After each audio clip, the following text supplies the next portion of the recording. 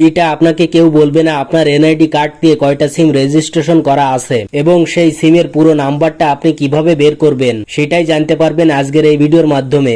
বুঝতেই পারছেন ভিডিওটা কতটা হেল্পফুল হতে যাচ্ছে আপনাদের জন্য, তাই ভিডিওটি টানাটানি অথবা স্কিপ না করে সম্পূর্ণ দেখুন। প্রথমে আপনার মোবাইল থেকে ডায়াল প্যাডে গিয়ে টাইপ করবেন *16001#। এই কোডটি সিম থেকে ডায়াল করে দেবেন। আপনাদের সামনে নতুন একটি পেজ ওপেন হবে।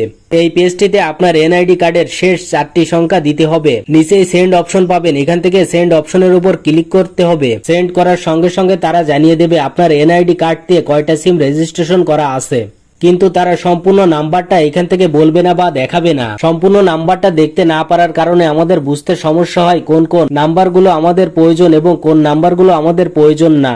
পুরো নাম্বারটি কিভাবে পাবেন অথবা দেখবেন জানতে হলে আমাদের সঙ্গেই থাকুন। আমি প্রথমে গ্রামীণ ফোন সিমের নাম্বারটা দেখানোর সিস্টেমটা দেখাবো। সর্বপ্রথম প্লে স্টোরে চলে আসবেন, এখান থেকে মাই জিপি অ্যাপ লিখে সার্চ করবেন। মাই জিপি অ্যাপটা ইনস্টল করে নেবেন। ইনস্টল করার পর ওপেন করবেন। ওপেন করার পর আপনার নাম্বারটি দিয়ে একটি অ্যাকাউন্ট ক্রিয়েট করে নেবেন। অ্যাকাউন্ট ক্রিয়েট করার পর আপনাদের সামনে এরকম একটি ইন্টারফেস ওপেন হবে। এই পেজটিতে নিচের দিকে সার্ভিস নামে একটি অপশন পাবেন, এখান থেকে সার্ভিস অপশনের উপর ক্লিক করে দেবেন।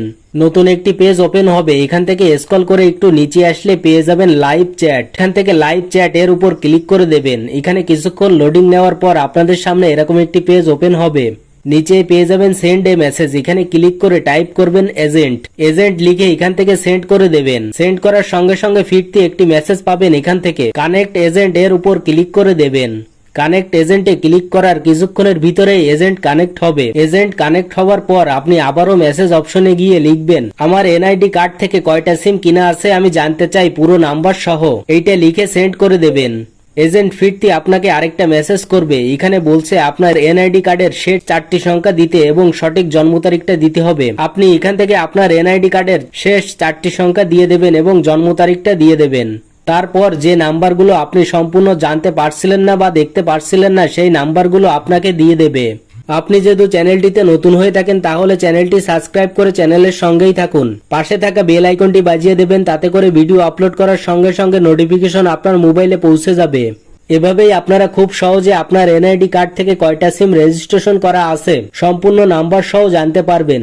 একইভাবে আপনারা বাংলালিংক নাম্বারগুলো দেখতে হলে মাই বাংলালিংক অ্যাপসে চলে আসবেন এবং রবি বা এয়ারটেল নাম্বারগুলো জানতে হলে বা দেখতে হলে মাই রবি অ্যাপসে চলে আসবেন। তো ভিডিওটি এই পর্যন্তই। ভিডিওটি কেমন লেগেছে অবশ্যই কমেন্ট করে জানাবেন। ভিডিওটি ভালো লাগলে লাইক, কমেন্ট ও শেয়ার করবেন। ধন্যবাদ।